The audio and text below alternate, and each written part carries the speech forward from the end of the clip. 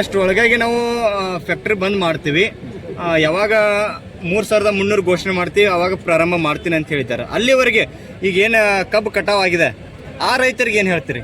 ಕಬ್ಬು ಕಟಾವಾದ ರೈತರು sir factory ಕಳಿಸ್ಬೇಕು. ಅವ್ರಿಗೆ 3,300 ಬಿಲ್ ಫಿಕ್ಸ್. ಅದ ರೇಟ್ ಯಾರು ಸಂಬಂಧ ಇಲ್ಲ.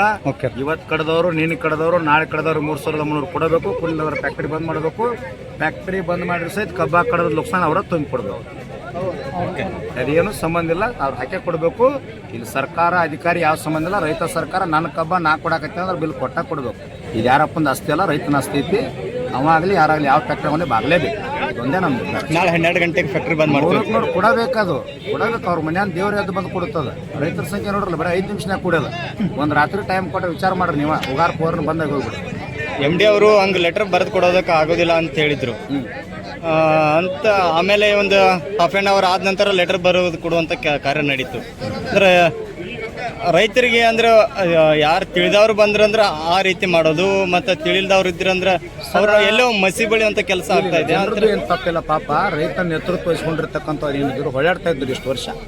ಇವತ್ತು ಏನದ ಅಂತಂದ್ರೆ ಫ್ಯಾಕ್ಟರಿ ಹೊಳ್ಳಾಡಬೇಕು, ಜನ ಹೊಳ್ಳಾಡಬೇಕು ಅಂತ ಏನಿಲ್ಲ. ಜನ ಗಟ್ಟಿಯಾಗಿ ನಿಂತ ಸರ್ಕಾರನ ಅಲಗಡಿಸುವಂಥ ಶಕ್ತಿ ಗುರ್ಲಾಪುರದಾಗ ತಯಾರಾಗಿ ನಿಂತಿತ್ತು. ಇವತ್ತು ಬರೀ ನಮ್ಮ ಗಾಡಿ ಬಂದ ತಕ್ಷಣ ನಮ್ಮ ರೈತ ಮುಖಂಡರು ನೋಡಿ ಫ್ಯಾಕ್ಟ್ರಿ ಮಾಲಕ್ ಎಂದೂ ಬಂದಿಲ್ಲ 20 ವರ್ಷದ ಕೆಳಗ. ಫ್ಯಾಕ್ಟ್ರಿ ಮಾಲಕಲ್ಲ, ಅವ್ರ ಮಾಲಕನೂ ಕೆಳಗಿಳಿಸೋ ತಾಕತ್ ರೈತ ಸಂಘಕ್ಕೆ ಅದ. ನೀವ ನೋಡಿದ್ರಲ್ಲ ಕಣ್ಣಾರಿ, ಅದ ರೈತ ಸಂಘ ಶಕ್ತಿ. Thank you.